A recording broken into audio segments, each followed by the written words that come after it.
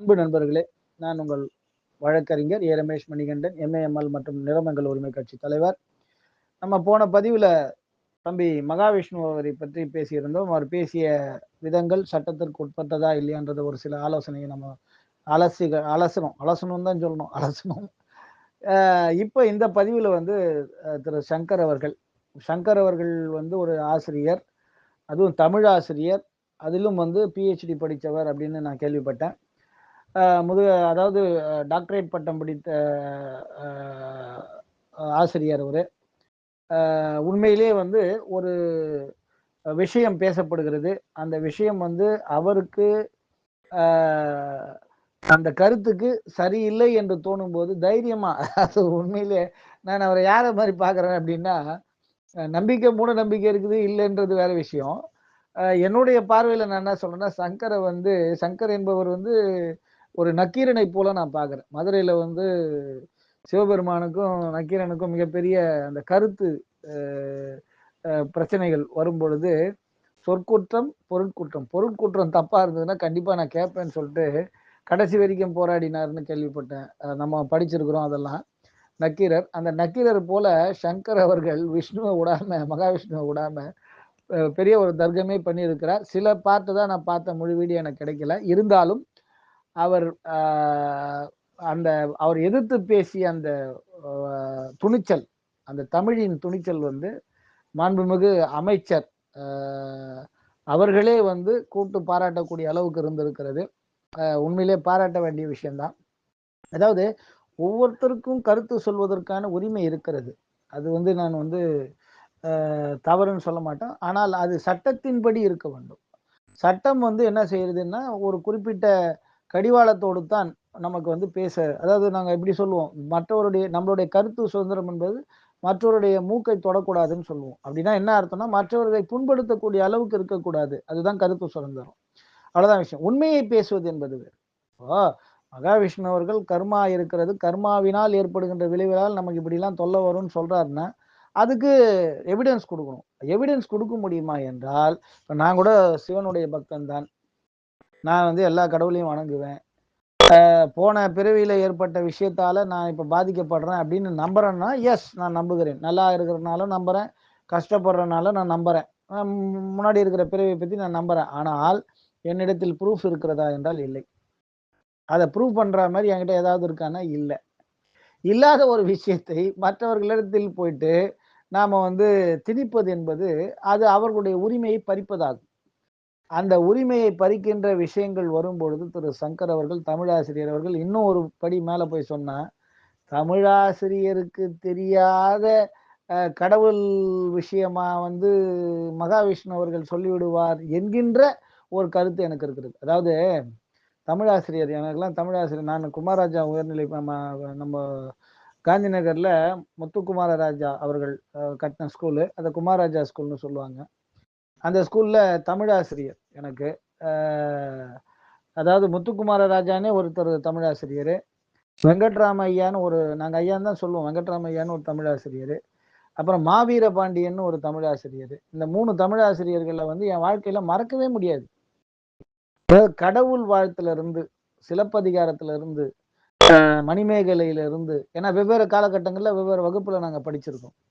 பாஞ்சாலி சபதம் வரைக்கும் சரி, அதாவது தமிழ் அதாவது இலக்கியங்கள் வந்து எப்படின்னா, தமிழ் வந்து கடவுள் சம்பந்தப்பட்டது, மத நம்பிக்கை சம்பந்தப்பட்டதெல்லாம் அவங்க நடத்தும் பொழுது, தமிழ் ஆசிரியர் நடத்தும் போது அப்படியே வியந்து பார்த்த காலங்கள்லாம் உண்டு எங்களுக்கு.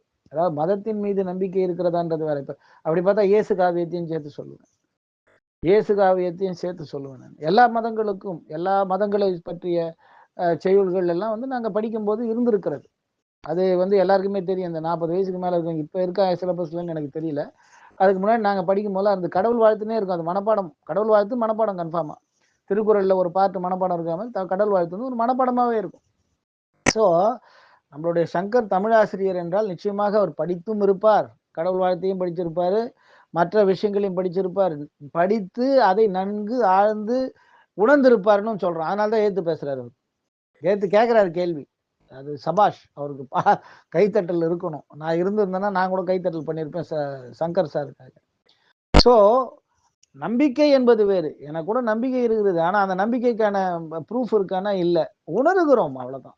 கடவுள் இருக்கிறார். கடவுளை வணங்க வேண்டும் என்று உணர்கிறோம். ஒவ்வொரு ஊர்லயும் இருக்குது. ஒவ்வொரு 10 குடும்பம், 20 குடும்பத்துக்கு கூட ஒரு கடவுள வச்சுக்கிறாங்க. அதாவது குலதெய்வம்னு வச்சுக்கிறாங்க. வேண்டுறாங்க. அதுக்காக பொருள் செலவு, பணச்செலவு எல்லாத்தையும் செஞ்சு கடவுளை வேண்டுகிறார்கள். கடவுளை நம்புகிறார்கள். நம்ம நாட்டுல நெறைய அதுதான் நடந்துட்டு இருக்கு. எல்லாத்துலயும். சரி கடவுளே இல்லன்றவங்க எவ்வளவு பேர் இருக்கிறாங்க? அது ரொம்ப ரொம்ப கம்மி தான். நம்ம பெரியாருடைய கருத்தை பின்பற்றுபவர்கள் ரொம்ப ரொம்ப கம்மி. ஒரு சின்ன எக்ஸாம்பிள் சொல்லணும்னா, நம்மளுடைய மாண்புமிகு முதலமைச்சர் ஸ்டாலின் அவர்கள், அவர் வந்து பரப்புகின்ற பரப்புரை எல்லாமே வந்து கடவுள் நம்பிக்கை என்பதை இல்ல. ஏன்னா அவங்க பகுத்தறிவை பத்தி தான் பேசுறாங்க. அதுதான் கலைஞர் ஐயாவும் பேசினாரு, இவரும் பேசுறாரு, எல்லாம் பேசுறாங்க. ஆனால் இப்ப நம்மளுடைய முதலமைச்சருடைய மனைவி அவங்க வந்து கடவுளுடைய கோயில் எல்லா கோயிலுக்கும் போறாங்க, சாமி கும்பிடுறாங்க, எல்லாம் செய்றாங்க. அது அவர்களுடைய நம்பிக்கை. அந்த நம்பிக்கையை நம்மளுடைய முதல்வர் வந்து பாதுகாக்கிறார். அவ்வளவுதான் விஷயம். ஒரு முதல்வர் வந்து அவருடைய மனைவிக்கு வந்து அந்த நம்பிக்கை அவங்க அவங்க நம்பிக்கையில வந்து பாதுகாக்கிறார். அவ்வளவுதான் விஷயம். இவர் மறுப்பு என்றாலும் கடவுள் மறுப்பு என்கின்ற கருத்தை உடைய கட்சியை நடத்தினாலும் சரி, மனைவிக்கு கூட அந்த மரியாதையை தருகிறார் என்பதுதான் பாராட்ட வேண்டிய விஷயம். அததான் சொல்லுவேன் நான். அதாவது கட்சியை நடத்தும் போது பெரியாரோட கொள்கை. ஆனால் கட்சியில் இருப்பவர்கள் எத்தனையோ பேர் பார்த்தீங்கன்னா, எத்தனையோ பேர் இல்ல. முக்காவாசி பேர் வந்து கடவுளை ஏதோ ஒரு வகையில இயேசுவாவோ, அல்லாவையோ இல்ல நம்மளுடைய சிவபெருமானை யாரோ ஒருத்தர் கும்பிட்டுட்டு தான் இருக்காங்க. அம்மனை கும்பிடுறாங்களோ, ஏதோ ஒரு சாமியை கும்பிட்டுட்டு தான் இருக்காங்க. அப்போ அந்த வழிபாடுகளுக்கு தடை இல்லாம இப்ப கூட பார்த்தீங்கன்னா, முருகருக்கு ஒரு பெரிய விழாவே எடுத்தாங்க. முத்தமிழ் அ தமிழ் ஏதோ சம்திங் நேமோட எடுத்தாங்க. ஸோ அதெல்லாம் வரவேற்கப்பட வேண்டிய விஷயம் தான். முருகர் பாட்டுலாம் வந்து தமிழோடு இணைந்து இருக்கிறது அப்படின்னு சொல்லுவாங்க. நெறைய முருகருக்காக பக்தர்கள் இருக்காங்க, எல்லாம் இருக்காங்க. ஸோ என்ன விஷயம்? சங்கர் அவர்கள் ஒரு தமிழ் ஆசிரியர். அவர் படிக்காத கடவுளுடைய அ காவியங்கள் அப்படின்னா இல்லாம இருக்காது. கண்டிப்பா எல்லாத்தையும் படிச்சிருப்பாரு. ராமாயணம் படிச்சிருக்கலாம். ஏன்னா அவரு தமிழ்ன்னும் போது ராமாயணம், மகாபாரதம் அண்ட் சிவபெருமான பற்றின விஷயங்கள், சிலப்பதிகாரம், மணிமேகலை, சிவக சிந்தாமணி, குண்டலகேசி இந்த மாதிரி எவ்வளவோ இருக்குது தமிழ் காவியங்கள். எல்லாமே ஒவ்வொரு விஷயங்களை பத்தி பேசும். ஏதாவது ஒரு வகையில கடவுளை பத்திலாம் பேசும். அப்போ அதுல ஆழ்ந்து தெளிந்து படித்த சங்கர் அவர்களை விட மகாவிஷ்ணு அவர்கள் ரொம்ப ஆழ்ந்து கர்மாவை பத்தி பேசுவாரா? அப்படி பேசக்கூடிய அளவுக்கு பெரியவரானா எனக்கு தெரிஞ்சு இல்லைன்னு தான் சொல்லுவேன். அதனால சங்கர் அவர்களுக்கு வாழ்த்துக்கள். அதே போல இன்னொரு விஷயமும் நண்பர்களுக்கு சொல்ல வேண்டிய விஷயம் என்னவென்றால், நமக்கு இருக்கக்கூடிய நம்பிக்கைகளை நமக்கு ஒத்த கருத்து இருக்கிறவர்களிடத்தில் பேசுவதற்கு நமக்கு சட்டம் அனுமதிக்கிறது. அவ்வளவுதான் விஷயம். ஒத்த கருத்து இல்லாதவனை போய் நீ இதை செய்யி அப்படின்னு சொல்லக்கூடாது. அவங்கள கட்டாயப்படுத்தக்கூடாது. அவங்கள திட்டக்கூடாது. அவங்கள வந்து அவமரியாதை பண்ணக்கூடாது. அது செஞ்சீங்கன்னா கண்டிப்பாக மகாவிஷ்ணு அவர்களுடைய நிலைதான் ஏற்படும் என்பதுதான் சட்டத்தின்படியான வேலை. அதுதான் நான் சொல்லுவேன். அதனால நம்பிக்கை என்பது வேறு. மற்றவர்களை அதை நம்ப வைக்க வேண்டும் என்பதற்காக நாம நம்மளுடைய ஃபோர்ஸ பண்ணக்கூடாது. ஒண்ணும் இல்ல சிம்பிளா சொல்றேனே. அந்த இடத்தில் நம்மளுடைய அருமை நண்பர் சங்கர் அவர்கள் ஒரு சில கேள்விகள் எழுப்புகிறார் என்றால், சரிங்க, உங்களுடைய நம்பிக்கையில நீங்க சொல்றீங்க. ரைட்டு. என்னுடைய நம்பிக்கையில நான் சொல்றேன். இதோட நான் நிறுத்திக்கிறேங்கன்னு அற்புதமா ஒரு ஜென்டிலா அந்த இடத்துல நிறுத்தி இருந்தாருன்னா, மகாவிஷ்ணு அவர்களுக்கு இவ்வளவு பெரிய பிரச்சனை வந்திருக்காது. பர்மிஷன் குடுத்தது, பர்மிஷன் குடுக்காதது, அங்க உள்ள நடத்த சொன்னது, நடத்த சொல்லாததுக்குலாம் நான் போல. அதெல்லாம் வந்து அரசாங்கம் பார்த்துக்கும். முதலமைச்சரும், மாண்புமிகு அமைச்சரும் அதை நடவடிக்கை எடுக்கிறேன்னாங்க. அதுக்கு சில விஷயங்கள் செய்திருக்கிறார்கள். அது வேறு. ஆனால் சக மனிதனை எந்த அளவுக்கு மதிக்க வேண்டும் என்கின்ற விஷயத்தில் ஒரு ஆர்வம் இல்லாத ஒரு வகையில் அன்று மகாவிஷ்ணு நடந்தது. அதன் விளைவுதான் சட்ட நடவடிக்கை எடுக்கப்பட்டிருக்கிறது. உண்மையிலேயே அந்த மாதிரி ஒரு சூழ்நிலையை கிரியேட் பண்ணிடக்கூடாது. இன்னொரு விஷயம் நான் மெயினா சொல்லக்கூடிய விஷயம் என்னன்னா, எல்லா மதங்களுமே என்ன சொல்லுது அப்படின்னா, அன்பை பத்தி தான் பேசுகிறது. அன்பா இருங்கள், எல்லார்கிட்ட அன்பா இருங்க, அன்பா பேசுங்க, அன்பா பழகுங்க தான் சொல்லுது. அன்று அந்த அந்த வீடியோவை நான் பார்த்தது ஒரு பாட்டு தான் பார்த்தேன். அந்த வீடியோவை பார்க்கும்போது மகாவிஷ்ணு மிகப்பெரிய அளவுல கோவப்படுறாரு. ஏன் கோவப்படுறாரு? எதற்கு கோவப்பட வேண்டும்? ஒரு பிரசங்கம் செய்றீங்க, ஒரு நல்ல விஷயம் செய்யணும்னு நினைக்கிறீங்க, ஏதோ ஒரு நல்ல விஷயத்த சொல்லணும்னு நினைக்கிறீங்க. அத கொண்டு போறவருக்கு ஏன் கோபம் வருகிறது? கோபம் வந்தது என்றால் அதற்கான அந்த பிரசங்கம் செய்வதற்கான தகுதி உங்களுக்கு இல்லை என்றுதான் அர்த்தமாகும். எழுத்து கேட்கிற சங்கர் சாரை நான் சொல்ல மாட்டேன். ஏன்னா அவர் மகாவிஷ்ணு அவர்கள் பேசிய வார்த்தைகள் தவறு. அவ்வளவுதான் விஷயம். வேற ஒண்ணுமே இல்லை. நிறைய பேர் விண்டவர் கண்டிலர் கண்டவர் வெண்டிலர்னு வாங்க. இதை நீங்க கேள்விப்பட்டிருப்பீங்க. கடவுளை பார்த்தவர்கள் சொல்ல முடியாது, சொன்னதில்லை. சொன்னவங்க பார்த்ததில்லைன்னு வாங்க. யதார்த்தமான விஷயமாக சொல்லுவாங்க. எவ்வளவு பேர் ஞானிகள் எல்லாம் வந்து வாழ்ந்திருக்கிறார்கள் நம்மளுடைய இந்திய பூமியிலன்னு சொல்றாங்க. எவ்வளோ பேர் வந்து கடவுளை வணங்க வேண்டும், பார்க்க வேணும்னு காலங்காலமா தவம் இருந்தெல்லாம் சொல்றாங்க. ஆனா மகாவிஷ்ணுவுடைய சில வீடியோக்கள் சிரிப்பைத்தான் வரவேற்கிறது, நமக்கு வரவேற்கிறதுன்னு சொல்லணும். சிரிப்பை வரவேற்று கொண்டிருக்கிறது, வளைத்து கொண்டிருக்கிறது. அதுதான் விஷயம். எனியோ தமிழாசிரியர் திரு சங்கர் அவர்களை நான் பார்க்க விரும்புகிறேன்.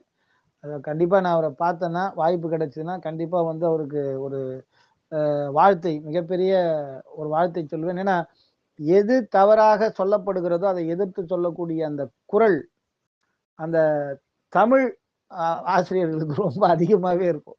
தமிழ் அப்படின்றதுடைய விஷயம், அதுக்கு தான் நக்கீரனை நான் சொன்னேன். அது மதுரையில நடந்ததாவே சொல்றாங்க, அதை நம்புகிறோம். நம்ம சிவனிடத்திலே வந்து எதிர்த்து பேசினவர் நக்கீரர் அப்படின்னு சொல்லிட்டு நம்ம நம்பிக்கை இருக்கிறது. நம்ம அந்த நம்பிக்கையை நினைக்கிறோம். நான் என்னுடைய பார்வையில சங்கர் அவர்களை வந்து ஆசிரியர் அவர் என்னோட மூத்தவரா, வயதில் இளையவரான்னு தெரியல, எனக்கு 46 வயசு ஆகுது. எனக்கு அண்ணனாக இருந்தாலும் சரி, அவர் எனக்கு தம்பியாக இருந்தாலும் அவருக்கு வாழ்த்தை நான் சொல்லிக் கொள்கிறேன். உங்களுடைய ஆசிரியர் பணி மேலும் தொடரட்டும். அதுதான் ரொம்ப முக்கியமான விஷயம். ஏன்னா ஆசிரியர் பணி என்பது ஒரு மகத்தான பணி. அதே மாதிரி துணிச்சலோடு நிறைய பேரை உருவாக்குறது ஆசிரியர் தான். ஆசிரியர்கள் நான் தான் சொல்றேன், எங்களுக்கு எல்லாம் தமிழ் ஆசிரியர்கள் பாடம் நடத்தும் போது பக்கத்துல இருக்கிற கிளாஸ்ல வந்து ஆசிரியர்கள்னா வந்து இங்க உட்காந்துப்பாங்க. 7வது ஏபிசி, 6வது ஏபிசின்னா அப்படியே லைனா தான் இருக்கும் செக்ஷன். ஒரு செக்ஷன்ல இல்லைன்னா, அதுவும் வாழ்க்கையில மறக்க முடியாதவர் எனக்கு வெங்கட்ராம ஐயான்னு சொல்லுவோம். அவர் அவ்வளவு அற்புதமா தமிழுடைய தமிழை அவர் ஒரு பாட்டை நடத்துறதுக்கு 1 மணி நேரம் ஆகும். 4 வரி 5 வரி 6 வரி பாட்டை வந்து அவர் நடத்துறது 1 மணி நேரம் அவ்வளவு விளக்கமா சொல்லக்கூடியவர். வாழ்க்கையில எங்களுக்கெல்லாம் மறக்க முடியாத ஆசிரியர்கள். ஸோ அதனால தமிழ் ஆசிரியர்ன்றதுனால எனக்கு ஒரு பற்று உண்டு. சங்கர் அவர்கள் செய்த செயலும் எனக்கு உண்மையிலே வந்து சந்தோஷப்படுற விஷயம்தான். எழுத்து கேட்கணும். எழுத்து கேட்டாதான் இந்த சமுதாயத்தில் பல விஷயங்கள் மாற்றம் அடையும். இல்லைன்னா இதே மாதிரியான பேச்சுக்கள் பல இடங்கள்ல வரும். தவறான புரிதல்களை நிறைய பேருக்கு கொண்டு போயிடும். அதாவது சிம்பிள்ங்க, நல்லதை செய்யுங்கள், எல்லாம் நல்லதே நடக்கும். தீயதை செய்தால் தீயது நடக்கும். அவ்வளவுதான் விஷயம், வேற ஒண்ணுமே கிடையாது. இதை மட்டும் நாம புரிஞ்சுக்கிட்டோம்னா போதும். அதற்கான முயற்சிகளை நம்ம எடுத்தா போதும். எல்லாரிடத்திலும் அன்பாக இருங்கள். அதுதான் உண்மையிலே சமுதாயத்திற்கும் நல்ல பயனை கொடுக்கும். அதுவும் குறிப்பா நான் சட்டம் என்ன சொல்லுகிறேன்ற விஷயத்துல சொல்லும்போது எல்லாமே சட்டத்தின்படி செய்யுங்கள். சட்டம் என்பது நிச்சயமாக சமுதாயம் நல்ல வகையில் வாழ வேண்டும் என்பதற்காகத்தான் ஒவ்வொரு உலகத்துல எந்த இடத்துல இருந்தாலும் பாருங்க, அந்த சட்டம் எதற்காக போடுகிறது? சமுதாயம் நன்றாக இருக்க வேண்டும் என்பதற்காகத்தான் சட்டம் போடப்படுகிறது. அந்த சட்டத்தை நாம் சரியாக பயன்படுத்த வேண்டும். சட்டப்படியான வேலைகளை நாம் செய்ய வேண்டும். சட்டப்படி நாம் நடக்க வேண்டும். இல்லை என்றால் அதன் விளைவு நிச்சயமாக மகாவிஷ்ணு அவர்களைப் போல பல பேருக்கு ஏற்படக்கூடிய விஷயங்கள் வரும். யார எங்க எப்படி பேச வேண்டும் என்கின்ற விஷயம் கூட தெரியாம மானாவாரியா பேசிட்டு மாட்டிக்கொண்டு தண்டனை அடையக்கூடிய அளவுக்கு கூட போகக்கூடிய சூழ்நிலைகள் எல்லாம் இருக்கக்கூடிய சூழ்நிலைகள் இருக்கிறது. வரும் மற்ற பதிவுகளிலே நம்ம நிறைய விஷயங்களை பார்க்கலாம். நண்பர்களே, என்னுடைய நம்பர் 9841786197. உங்களுடைய சந்தேகங்கள் எதனா இருந்தால் கூட எனக்கு பதிவிடுங்கள். ஏன்னா டவுட் இருந்ததுன்னா நிச்சயமா எனக்கு டைம் இருக்கும்போது இந்த மாதிரி பதிவுகளை போடுகிறேன். அது உங்களுக்கும் நன்மையை பயக்கும், உங்களுடைய நண்பர்களுக்கும் நன்மையை பயக்கும் என்று நான் நினைக்கிறேன். நன்றி, வணக்கம்.